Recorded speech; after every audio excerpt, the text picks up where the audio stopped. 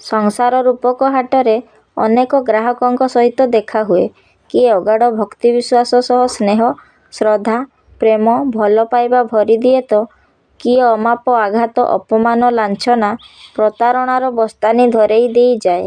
ବାସ୍ତବରେ ଉଭୟଙ୍କ ସ୍ମୃତି ହୃଦୟର ନିଭୃତ କଣରେ ସାଇତି ହୋଇ ରହିଯାଏ। ଜୀବନର ସତ୍ୟ, ବାପା ମା ବୟସରେ ନୁହେଁ, ଚିନ୍ତାରେ ବୁଢ଼ା ହୋଇ ଯାଆନ୍ତି।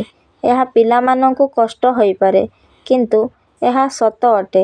ଯେତେବେଳେ ପିଲା କାନ୍ଦେ ସାରା ସାହି ପଡ଼ିଶା ଜାଣିପାରନ୍ତି, କିନ୍ତୁ ପିଲାମାନେ ଯେତେବେଳେ ବାପା ମା କାନ୍ଦନ୍ତି ପଡ଼ୋଶୀ ତ ଦୂରର କଥା, ନିଜ ଘରଲୋକ ମଧ୍ୟ ଜାଣିପାରନ୍ତି ନାହିଁ। ଏହା ହିଁ ଜୀବନର ସତ୍ୟ ଅଟେ।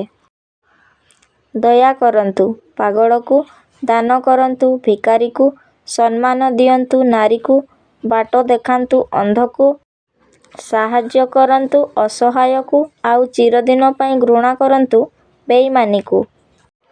ଜୀବନରେ ସବୁବେଳେ ସମସ୍ୟା ତ ଲାଗି ରହିଥାଏ, କିନ୍ତୁ ସେହି ସମସ୍ୟା ଭିତରେ ଯେଉଁ ମଣିଷଟି ଖୁସି ସାଉଁଟି ପାରେ, ତାକୁ ହିଁ ଜୀବନ ଯୁଦ୍ଧରେ ବିଜେତା ବୋଲି କୁହାଯାଏ। ବେଦ ପଢ଼ିବା ତ ବହୁତ ସହଜ, କିନ୍ତୁ ଯେଉଁଦିନ ଅନ୍ୟର ବେଦନା ପଢ଼ିପାରିବେ, ସେହିଦିନ ଭାବନ୍ତୁ ଆପଣଙ୍କର ମଣିଷ ଜୀବନ ସାର୍ଥକ ହୋଇଗଲା।